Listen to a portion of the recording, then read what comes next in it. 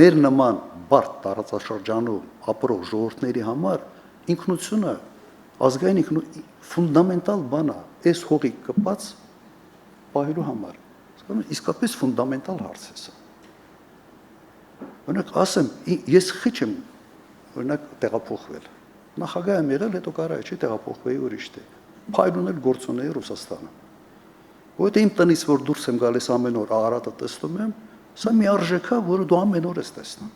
Ոչ թե գնամ sense կարոտը քաշեմ, հետո տարի մի անգամ գամ ծիրան ուտելու։ Դրա համար ինքնությանը պետքա մի քիչ այլ կերպ նայել։ Եթե դու ուզում ես այս ժողովուրդը, այս բարդ տարածաշրջանը տնտեսական ոչ փայլուն, այսպես ասանք, երկրում մնա, հակառակը դու այդ ինքնությունը պետք է ուժեղացնես մաքսիմալ։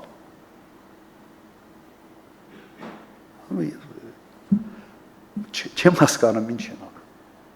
Հիմքերն ենք հանդում։ Եթե այս ձևը շարունակվի եւ հանկարծ ժողովուրդը սկսի այս թեզերը ընդունել, Հայաստանը 1 միլիոն մարդ է մնալու։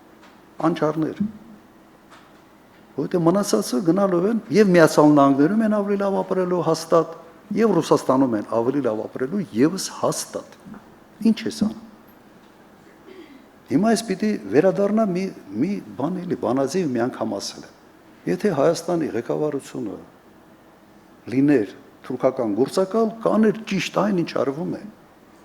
Հիմա չեմ ասում գործակալ, ես ենթադրում եմ, որ ավելի շատ sense հոգեբանական բարդույթներ հաղթահարելու խնդրի մեջ հայտնվել ենք ու սա ամբողջ երկրով մի մեծ ժողովրդով մենք դրա դարդն ենք քաշում, էլի, ինչ անում այս մարդը։